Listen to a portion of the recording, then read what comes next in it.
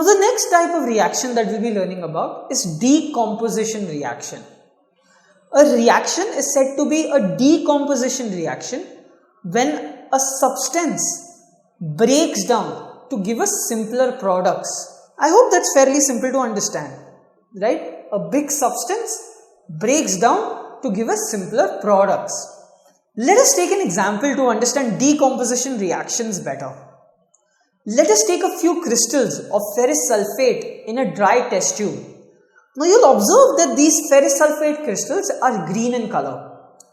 Now when these crystals are heated, what happens is that ferrous sulfate breaks down to give us ferric oxide along with sulfur dioxide and sulfur trioxide being released in the form of gases. Now this reaction will be written as 2FeSO4 will give us Fe2O3 along with SO2 plus SO3. Sulfur dioxide and sulfur trioxide are released in the form of gases. I hope that's fairly clear. Let's talk about another interesting decomposition reaction. Now calcium carbonate, which is commonly known as limestone. Now there are a lot of use cases of limestone in our daily lives. It's one of the primary ingredients to manufacture cement. I'm sure you all know how important cement today is in our daily lives. Right? So calcium carbonate, when heated, decomposes to give us calcium oxide. Now as we have learned, calcium oxide is commonly known as quicklime along with carbon dioxide. Right? So let us just quickly go ahead and write down this chemical reaction. Right? So it's calcium carbonate, that is CaCO3, upon decomposition in the presence of heat gives us calcium oxide along with carbon dioxide. Now there's an interesting concept that I want to speak about over here.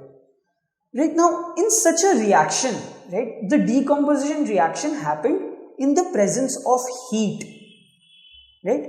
Such a reaction is called thermal decomposition reaction. Any decomposition reaction that happens in the presence of heat is said to be a thermal decomposition reaction. That's fairly easy to understand, I'm sure. Now, having understood these simple concepts of what a decomposition reaction is and what thermal decomposition reaction is, I want to give you an homework, right? What do you think will happen when lead nitrate decomposes in the presence of heat? How would you write this chemical equation? Right? I really want you to try this equation by yourselves. Just for your information, lead nitrate is chemically represented as PbNO3 twice. In case you are unable to do this equation by yourself, please ask me under the doubt section of this video and I would be very happy to address your doubts. Right? However, I would urge you to give it a try by yourselves to know what would happen when this reaction takes place. I want to speak about another interesting decomposition reaction. Right? Let us take a few grams of silver chloride and keep it under the presence of sunlight. Right now, as you can see, what do you think would happen? What happens is that silver chloride in the presence of sunlight decomposes to give us silver along with chlorine. Right? So this is another form of decomposition reaction which happens due to the presence of energy or sunlight. Sunlight is a form of energy. Such a reaction is known as endothermic reaction. Any reaction which takes place where the absorption of energy is involved, such a reaction is called as endothermic reaction. Now if we replace silver chloride with silver bromide, a similar reaction would take place where the sunlight would act as a catalyst for the decomposition of silver bromide to give us silver along with bromine. Now quickly just writing down the chemical equation, we have AgBr in the presence of sunlight giving us Ag along with bromine. Now another very interesting concept that we'll be learning in this lesson is that of electrolysis. Now what exactly is electrolysis? Now before I get to that, I want to point out one fact. Right, we learned previously that a decomposition reaction takes place either in the presence of heat or in the presence of an energy like sunlight. Electrolysis is when a decomposition reaction takes place in the presence of an electric current. Now let us take an example to understand what really electrolysis is.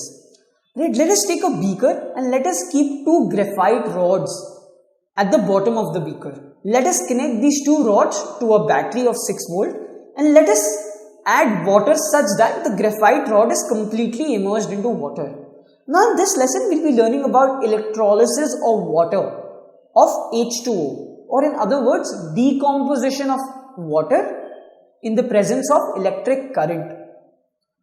Right, now let us keep two test tubes on the graphite rods such that it is completely immersed in water. Now what would you observe? After some time you will observe that in both the test tubes some amount of water has been displaced. Now why do you think this happens? This mainly happens because water or H2O in the presence of electric current decomposes to give us hydrogen atoms along with oxygen atoms. Now closely look at this diagram. What do you observe? You will observe that the amount of water displaced at the cathode is double the amount of water displaced at the anode. Now why do you think this happens? This happens because hydrogen atoms are collected at the cathode, right? So the water that has been displaced is because hydrogen atoms have gone ahead and been collected over there, right? Similarly, at the anode, there are oxygen atoms that are collected. Now we all know in one molecule of water or of H2O, we have two atoms of hydrogen and one atom of oxygen, right? That is why the amount of water displaced at the cathode is double that of anode. Right? Cathode hydrogen because it's two atoms, anode oxygen because it is one atom. I hope that's fairly simple for you to understand.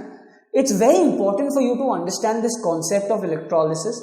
This is a foundation for many of your chapters that we'll be learning ahead as well as for your future grades.